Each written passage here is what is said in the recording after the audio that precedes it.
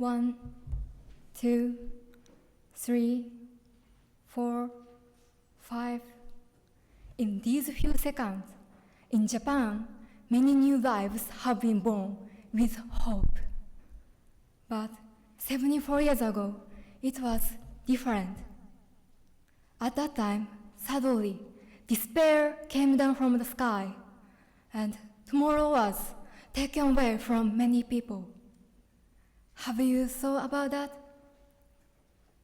74 years ago, many people ceased to exist during World War II. The Japanese Air Force loaded bombs onto planes and threw them into enemy ships. How fearful it was, not only for the Japanese pilots, but also for the US military. They must have been afraid of death falling from the sky. But innocent civilians were also afraid of death falling from the sky.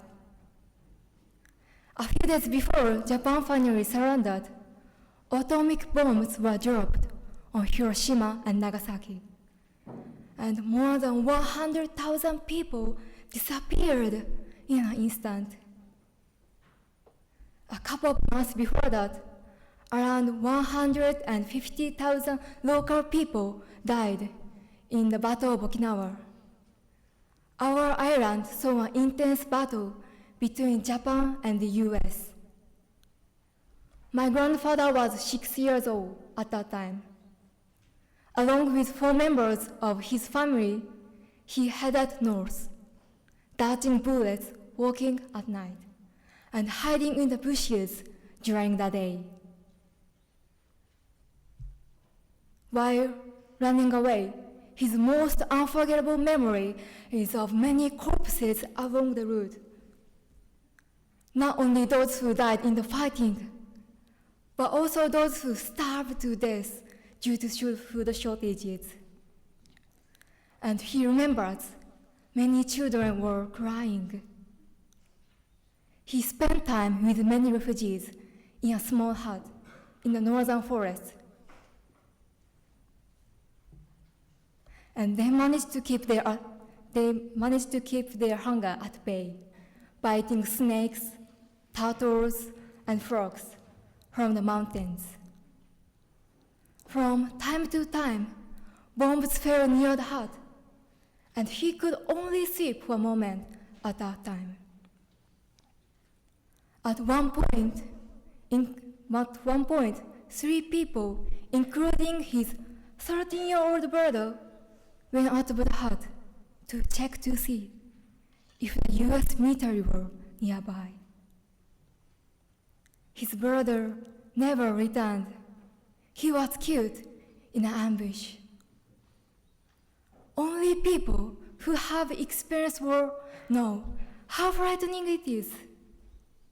My grandfather said this so many times to me, over and over again. I will never forget what he had told me about the war. As I have grown older, I have become more aware of the horror and misery of World War II. People lived desperately then, and now I realize how important peace is.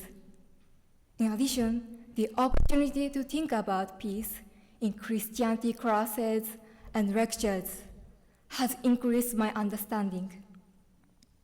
And now that I'm graduating next year, I have come to think again about how grateful I am for the fact that my grandfather was not killed, and the fact that I'm here now. Grateful also for the environment where I live. I have a house to go home to, a family, friends, a school to study at, and I have a tomorrow. And I hope you have too. But I think you and I should not take peace for granted. In order to pass on the baton of life and to live a long, happy life with many more small lives that will be born from now on, we need to protect peace. Article 9 of the Japanese Constitution states, the country cannot use war to solve international disputes. It also says that Japan cannot have a military force, but Prime Minister Abe wants to modify the constitution to allow the self-defense forces to fight in other countries.